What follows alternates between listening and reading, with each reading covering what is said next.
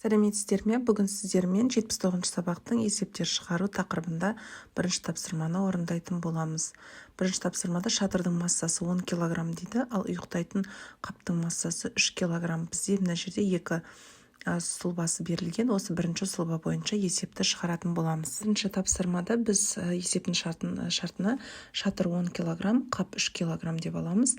Ал сұрағына нешеуі артық, яғни шатыр қапқа қарағанда нешеуі артық деп сызбасы берілген. Осы жерде шешуінде біз нешеуі артық екенін табу үшін 10 мен 3-тің айырмасын тең деп жазамыз. Ал жауабына сұрағын көшіреміз. Бізде жауабы шықты 7 кг және артық деп жанына жазып қоясыздар. Бізде сонда шатырдың саны қапқа қарағанда 7-еуі артық болады. Келесі сұлбада бізде кем деп берілген. Осы жерде дәл жаңағы алдыңғы сияқты шатыр 10 кг, қап 3 кг деп аламыз да, артық деген жерге кем деп жазамыз және мына сызықты жоғары қарай көрсетіп қоямыз. Ол деген сөзіміз қап шатырға қарағанда нешеуі кем деп тұр.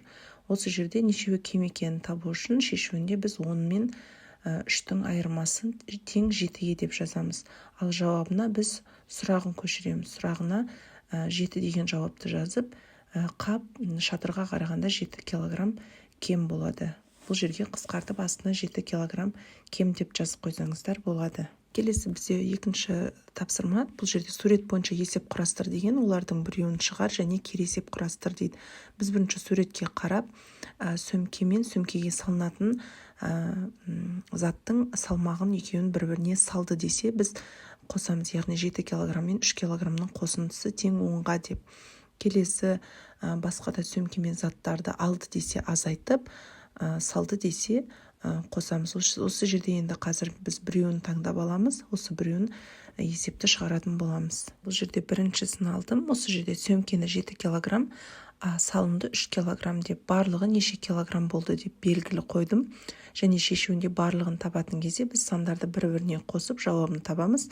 Осы жерде жауабына біз сұрағын көшіреміз, яғни бізде барлығы белгісіз болды. Кіші әріппен барлығы 10 кг деп жазамыз. Келесі бізге кері есеп құрастыр дейді. Бұл жерде барлығы жаңағындай 10 кг деп жазамыз. Алынды 3 кг, яғни 10 кг-ның ішінен алынған килограммның саны жазылды. Белгілі, бізде енді сұрағы қалды неше килограмм. Біз қалғанын анықтайтын болсақ, шешуіне үлкен саннан кіші санды азайтып, яғни 10 мен 3-тің айырмасы тең 7-ге деп жазамыз. Ол 7 бізде қалған салмақтың саны. Жауабына біз сұрағын көшіреміз, яғни 7 кг қалды деп. Келесі үшінші тапсырмада досыңмен мен жорыққа не алып шығамын ойын ұйымдастыр дейді. Бұл жерде 10 кг-нан артық зат алмау керек. Жылдам есептеп нәтижесін тексер дейді. Заттарды таңдап, олардың массаларын ата дейді.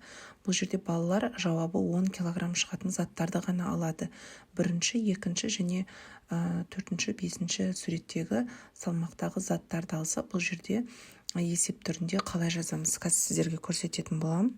2 кг қосылған 2 кг, қосылған 3 кг және қосылған 3 кг. Бұл сандардың қосындысы 10-ға тең болады. Ал екіншісіне екінші қатардағы заттардың салмағын қосып шығам, яғни 1-ді 4 рет қосып, оған 3-ті 2 рет қоссақ, бізде 10 кг шығады. Осылай екі түрлі жолмен балаларға шығартып көрсетсеңіздер болады. Келесі бізде нөмір 4-ші есеп, яғни сандарды бір-біріне айырмасы мен қосындысын табу. 100 бен 30-ның айырмасы бізде 70 болды. 70 пен 70-дің айырмасы 0-ге тең. Келесі 90 мен 20-ның айырмасы 70-ге тең. 70 пен 30-ның қосындысы 100-ге тең. Келесі 80 мен 10-ның қосындысы 90-ға тең. 90 мен 10-ның қосындысы 100-ге тең болады. Одан кейінгі 100 бен 50-дің айырмасы 50. 50 мен 40-тың қосындысы тең 90-ға. Және де 60 пен 10-ның қосындысы 70-ге тең. 70 пен 20-ның қосындысы 90-ға тең. Соңғысы 80 мен 80-ның айырмасы 0-ге тең, 0 мен 50-дің қосындысы 50-ге тең болады. Бесінші тапсырмада бізде қайық 100 кг жүкті көтереді дейді. Оған кімдер отыра алады? Біз бұл жерде қайыққа сиятын адамдардың санын анықтауымыз керек. Бірінші, біз әкесі мен баласын қайыққа отырғызатын болсақ, математикада біз былай жазамыз. 70 кг мен 30 кг-ның қосындысы 100 кг-ға тең деп. Одан кейін екінші рет анасын, баласын және қызын отырғызатын болсақ, бұл жерде 100 кг шығады. Бұл екінші түрі. дәл осылай яғни салмағынан 100-ден асып кетпеу үшін осылай санды өрнекті құрастырасыздар.